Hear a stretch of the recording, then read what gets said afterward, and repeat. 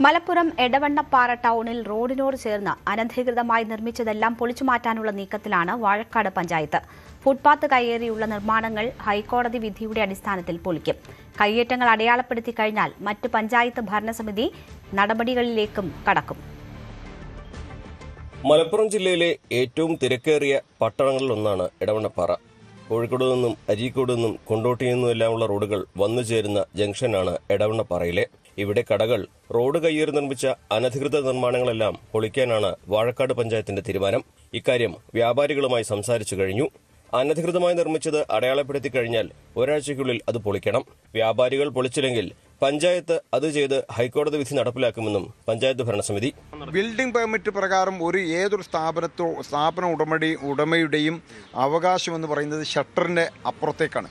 നേർമറിച്ച് ഇപ്പം എടവണ്ണപ്പാറയിൽ നിങ്ങൾ സമയം കിട്ടുമെങ്കിൽ ഒന്ന് പോയി നോക്കിയാൽ കാണാൻ കഴിയുന്ന ഒരു കാര്യം, ഷട്ടറിൻ്റെ പുറത്തേക്ക് എല്ലാ ഷോപ്പുകളിൽ നിന്നും അവർ 1 മീറ്ററും 2 മീറ്ററും നീളത്തിലേക്ക് വലിച്ചിറക്കി കൊണ്ടുവന്നിട്ട് കച്ചവടം ചെയ്യുന്ന അല്ലെങ്കിൽ അവരുടെ ഏർപ്പാട് ചെയ്യുന്ന ഒരു സാഹചര്യമാണ്. ഏറ്റവും ദുഃഖകരമായൊരു സാഹചര്യം. പക്ഷേ എടുത്തു പറയേണ്ട ഒരു കാര്യം, വ്യാപാരി വ്യവസായി സംഘടന അവരെ പഞ്ചായത്തിലേക്ക് ഞങ്ങൾ വിളിച്ചു, കാര്യങ്ങൾ അവരെ ബോധ്യപ്പെടുത്തി. അത് ഉൾക്കൊള്ളാൻ അവർ തയ്യാറായി എന്ന് മാത്രമല്ല, അവർ ചെറിയൊരു സാവകാശം ആവശ്യപ്പെട്ടു. ആ സാവകാശം വകവെച്ച് കൊടുക്കാൻ പഞ്ചായത്ത് തയ്യാറായി. ഞങ്ങൾ തന്നെ മുൻകൈയെടുത്ത് ഇത് നീക്കാൻ സന്നദ്ധരാണ് എന്ന് അവർ അറിയിച്ചിട്ടുണ്ട്. ഒരു കാര്യം ഉറപ്പിച്ച് പറയാൻ ഞങ്ങൾ ആഗ്രഹിക്കുകയാണ്, ഏതെങ്കിലും കച്ചവടക്കാർ ഈ പറഞ്ഞതുപോലെ അവർ വാഗ്ദത്തം നൽകിയതുപോലെ പ്രാവർത്തികമാക്കാൻ തയ്യാറായിട്ടില്ലെങ്കിൽ ഒരു കാരണവശാലും യാതൊരു വിധത്തിലുള്ള ദയാദാക്ഷിണ്യവും കൂടാതെ ഇവിടെ ട്രാഫിക് റെഗുലേറ്ററി കമ്മീഷൻ അവരുടെ കൂടി സഹകരണത്തോടുകൂടി, പോലീസ് അധികാരികളുടെ സഹകരണത്തോടുകൂടി ഒരാഴ്ചക്കകം ഇത് കംപ്ലീറ്റ് നീക്കം ചെയ്യാനുള്ള പണി ഞങ്ങൾ എടുക്കും. 4 റോഡുകളിലും അനധികൃതമായി നിർമ്മിച്ചതെല്ലാം അടയാളപ്പെടുത്തുന്ന നടപടികളാണ് ഇപ്പോൾ നടക്കുന്നത്. 2 ദിവസം കൊണ്ട് ഇവ പൂർത്തിയാകും. അതിനുശേഷമാകും പൊളിച്ചു നീക്കൽ.